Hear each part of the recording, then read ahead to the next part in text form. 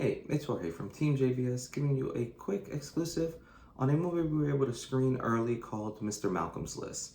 This movie was directed by Emily Holly Jones, and it's basically about a young woman who courts a mysterious wealthy suitor in the 1800s in England, and a couple things happen and kind of her way of getting revenge. Overall, this is, I guess I would kind of put it in the rom-com category, with a little sprinkle of drama in there because I think all rom-coms have that.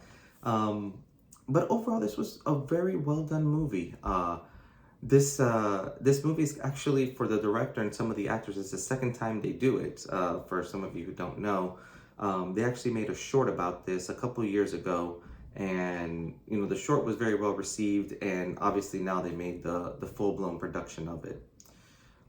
This movie, when you start seeing it, obviously with all the period pieces that are coming up, the closest thing I can kind of portray it to would be almost like a Bridgerton.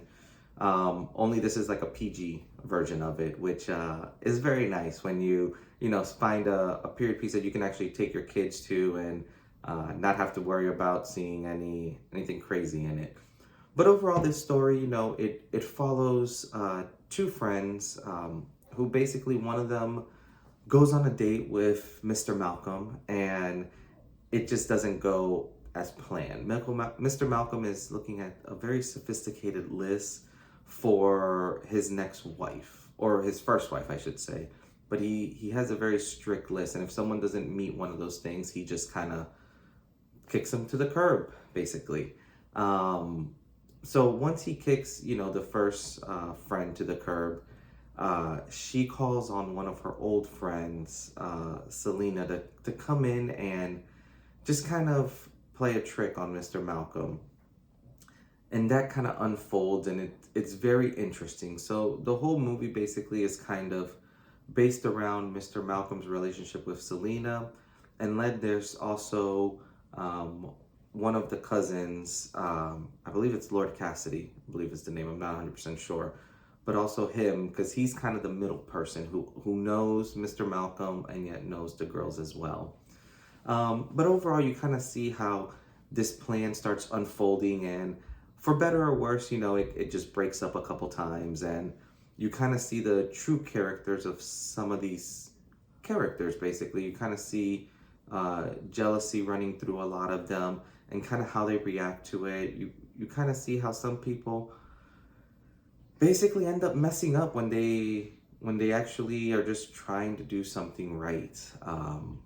And you even see, like how family dynamics jump into this. Overall, though, I will say this movie was extremely well done. When you kind of look at a lot of these period pieces, they all have all these adult undertones, with them, where, you can never show this to your kids. This movie, on the other hand, is 100%, kid friendly. The one thing that I will say that I could probably knock this movie on is when it's coming out. This movie's coming out July 1st, and I think overall this probably would have done a lot better being a Valentine's Day release. This is definitely like a date night movie where you can just pop it in, have a few laughs, it be all lovey-dovey and all that.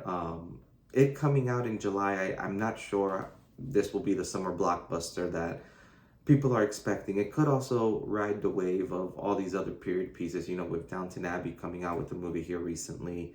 Bridgerton, that their season ending a few months ago. So I may be wrong on that one. But overall, I would say this movie was great. I would definitely give this movie probably like a 7.5 out of 10. I would definitely watch it. There's tons of just funny comedy within it and sweet moments that I think everyone will enjoy. It definitely has comedy for everyone. But overall, I would love to hear what you guys think if you guys go see this. If you guys see it opening weekend, what were some of your favorite parts? Who were some of your favorite characters? And then I know all this is based on a book. I've never read the book, so definitely let me know if you see it, if you think the book is better, or if you think the movie did it justice. But overall, this is Jorge from TeamJVS, and we'll see you next time. Peace.